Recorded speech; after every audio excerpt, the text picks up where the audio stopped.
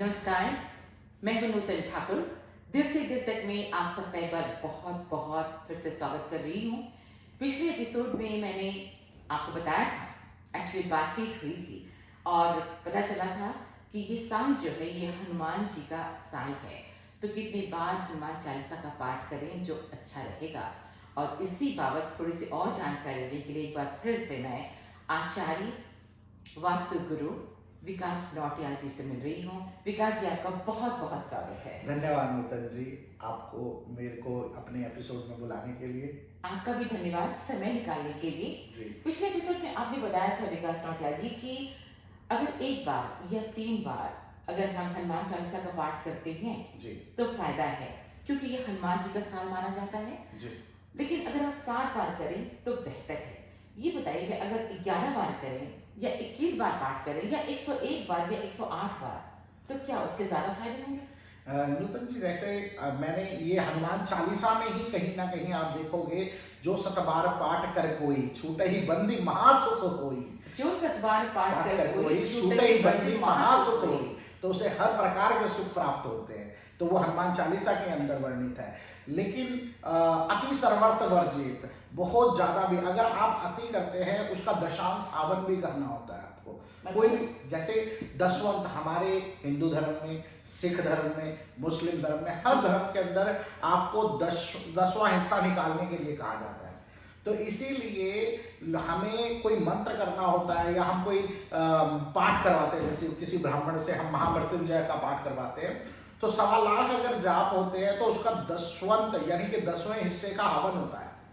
दशांश आहुति कहते हैं हम उसको। अच्छा, ओके। तो इसीलिए जब अगर आप रिचुअल में डेली रूटीन के अंदर सिर्फ मैक्सिमम हनुमान चालीसा को 7 बार करते हैं तो आपको कोई भी जैसे 10वां हवन करने की जरूरत नहीं है। मतलब कंटिन्यूटी की बात कर रहे हैं। हाँ, जो आप कर रहे हैं उसे आप कंटिन्यू करें। हाँ। आपने दशांश कहा तो इसका मतलब ये कि जैसे कि हमने सुना है कि जो आप इंसान कमाता है, हाँ, उसका 10% डोनेट करता है। ऐसे ही मंत्रों का भी होता है, जब आप उच्चारण करते हो तो उसका 10वां हिस्सा, हाँ, यानी कि उतना ही आहुति देनी होती है। क्या बात है, क्या बात है। तो इसीलिए लोग देखो, अति सर्वर्थ वर्जित हमारे शास्त्र, हाँ जी, अति हमेशा खराब होता है, अति नहीं होनी चाहिए। बिल्कुल सही है। तो किसी भी चीज की अति नहीं होनी चाहिए, कोई भी चीज हो, अति हमेशा खराब होती है। हमने बचपन से सुना है कि किसी भी चीज की अतिशयोक्ति अच्छी नहीं होती।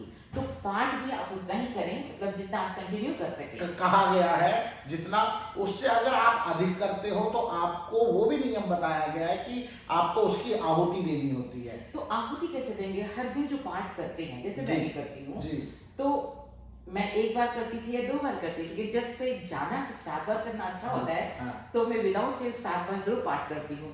लेकिन इसका कुछ हवन नहीं। 7 बार तक अगर आप करते हो तो आपको कुछ करने की जरूरत नहीं है। अगर आप 7 से जैसे 21 करते हो तो फिर आपको काउंट करना होगा कि आपने कितना किया। और कई लोग जैसे मन्नत मांगते हैं कि मैं इतने लाख जाप करूंगा या इतने लाख पाठ करूंगा, तो उसका दशवंत यानी कि 10वां हिस्सा हमें उसकी आहुति देनी होती है। उतने उसी मंत्र के द्वारा वो करना होता है। अगर आप 7 तक कर रहे हो आपको कोई प्रॉब्लम नहीं है, आप करें, नियम से करते रहे। अगर आप ज्यादा बढ़ाते तो फिर आपको काउंट करना जरूरी है उसको, और उसका फिर जैसे व्रत रखते हैं हम, उद्यापन करते हैं एक दिन, उद्यापन कर, जैसे एकादशी उद्यापन वगैरह होता है। ठीक है, एक प्रश्न है, सॉरी मैं इंटरप्ट कर रही हूँ। अगर किसी दिन टूट जाए जी, हर दिन हम 7 बार कर रहे हैं जी, लेकिन अगर किसी से भूल हो जाए या समय ना मिले, मसरूफियत हो, व्यस्तता हो और 2 ही बार कर पाए, वो 3 ही बार, तो कोई प्रॉब्लम नहीं। 7 से नीचे अगर आप नहीं कर पाए, कभी छूट भी गया, तो आपको कोई प्रॉब्लम नहीं है। आप लेकिन करना जरूरी है। अच्छा, ये बताइए, लोग राशि देखते हैं जी, तो कैसे? एक तो आपने बताया कि ये साल जो है 2025 ये हनुमान जी का साल है जी। जब भी आपको समय मिले हनुमान जी का पाठ जरूर करें। तमाम सुनने वालों को कह रही हूँ, हनुमान जी का पाठ जरूर करें। 1 बार हो, 3 बार हो, नहीं तो 7 बार जरूर करें। ज्यादा ना करें, जैसा कि विकास जी बता रहे हैं, ज्यादा करने की कोई आवश्यकता नहीं है। राशि हम देखते हैं जी।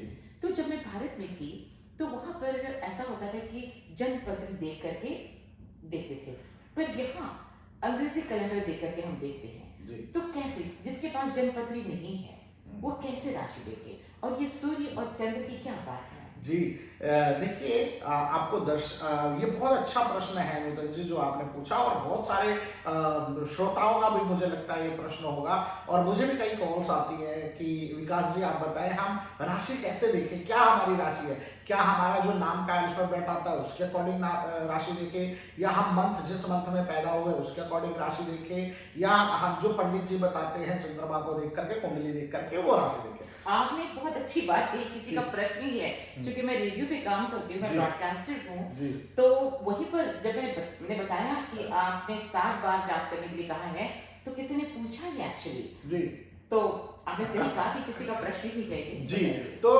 इसके अंदर स्पष्ट है कि अगर आपके पास date of birth, time, birth place है तो आप जाइए चंद्र राशि के हिसाब से।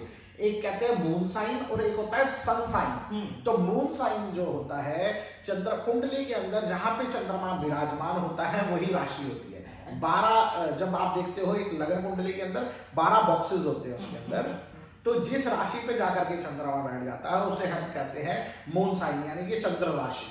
अच्छा, जहां पर जाके चंद्रमा बैठा हुआ होता है लगन कुंडली के अच्छा, अंदर। ओके। किसी एपिसोड में हम कुंडली बनाना भी सिखाएंगे Of course, दर्शकों yes, को। why not? तो जहां पे चंद्रमा बैठा होता है तो वो आपकी राशि हो जाती है।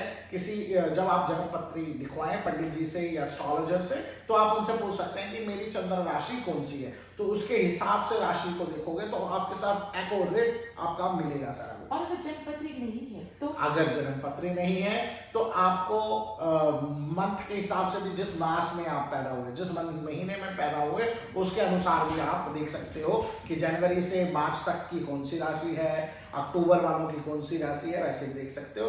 और फिर अगर आपके पास, कईयों के पास तो ऐसा है कि उनको मंथ भी नहीं पता।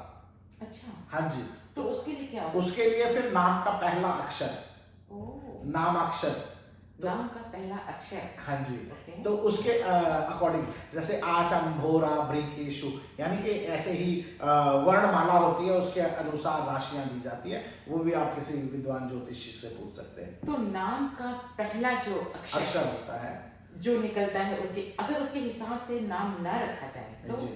लोग तो प्यार से अपने माता पिता के नाम से अपने हस्बैंड वाइफ अपने नाम के साथ जोड़ कर रख जी। लेते हैं, लेकिन उनके लिए क्या उपाय है? लेकिन बहुत सारे ऐसे लोग हैं जिनका कुंडली के हिसाब से नाम नहीं रखा गया, लेकिन उच्चारण उनका वही हो रहा है। जैसे आपको नूतन जी ही कहते होंगे, जैसे कह रहे हैं लोग, तो आपका वो वाइब्रेशन पैदा हो चुकी है अब जी, तो आप पे इम्पैक्ट नूतन नाम का ही पड़ेगा।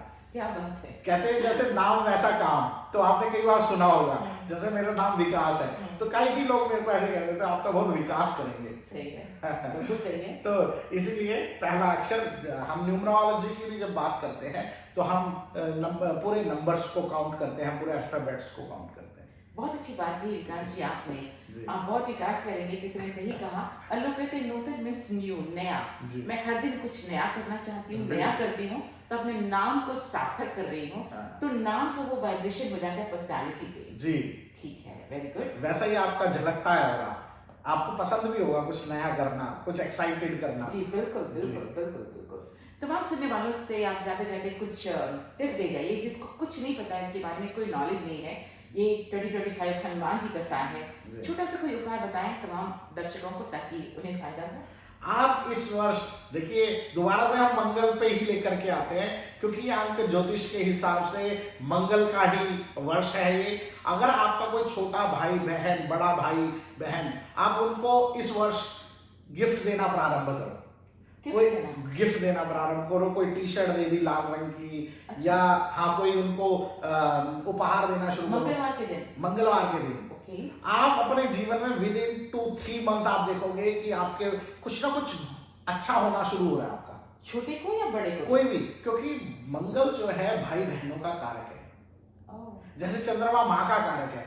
जब जन्म कुंडली के अंदर कहीं दूषित होता है ना चंद्रमा, या उसके साथ राहु की दशा आ जाती है, तो मैं पहले ही बता देता हूँ कि आपकी माता का स्वास्थ्य खराब होगा, देख लेना। और जब वो देखते हैं कि वास्तव में माता का स्वास्थ्य खराब होता है, तो ये हमारी लाइफ के अंदर ये जो ग्रह हैं ये बहुत इम्पैक्ट करते हैं। तो मंगल का कारक है ब्रदर सिस्टर, तो अगर आप उनको प्रसन्न रखेंगे इस वर्ष तो आप बहुत खुश रहेंगे पूरे वर्ष। तमाम सुनने वालों से कह रही हूँ कि जितने भी छोटे भाई बहन हैं सबके लिए लाल रंग का कुछ ना कुछ शर्ट हो, ड्रेस हो, कोई भी गिफ्ट हो, जरूर खरीदें और मंगलवार को दें। मंगलवार को दें। क्या बात है। इस पूरे वर्ष कभी भी कोई ओकेजन हो या ना हो, आप कभी भी आप मन से, भाई ये आपके लिए मेरी तरफ से उपहार है, चाहे छोटा हो चाहे बड़ा हो सकता है आपका भाई भी आपको दे सके, तो ये जरूर आदान प्रदान करें। भाई बहनों के प्यार को ये बढ़ाएगा। और सबसे अच्छी बात है, जितना ज्यादा भाई बहन आपसे इस वर्ष प्रसन्न रहेंगे ना, उतने ही ज्यादा आपके जीवन में खुशहाली आएगी। क्या बात है, बहुत बड़ी बात आपने बताई। दोस्तों की बात बताइए, रिश्तेदारों को दोस्तों को दे सकते हैं? देखो, जिन्हें आप भाई तुल्य मानते हैं, बहन तुल्य मानते हैं, तो जरूर दीजिए। क्या बात है जी। विकास जी, आपने बहुत अच्छी बात बताई। हमारे तमाम दर्शकों को आपकी बातें बहुत अच्छी लगती हैं जी। तो आपने समय दिया, आपका बहुत बहुत धन्यवाद। अगले एपिसोड में आपसे फिर मुलाकात होगी जी। तो दिल से दिल तक में एक बार फिर मैं हूं नूतन ठाकुर। अगले एपिसोड में विकास जी से किसी और टॉपिक पे बात करूंगी। बने रहिए हमारे साथ। आपको ये चैनल पसंद है, अच्छा लगे तो इसे लाइक करिए, सब्सक्राइब करिए। धन्यवाद। धन्यवाद।